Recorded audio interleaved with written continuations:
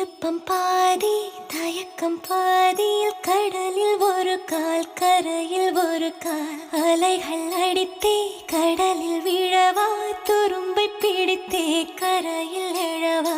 இதுவரை இது போலே இருமனம் கொண்டு தவித்ததில்லை அதிலுமே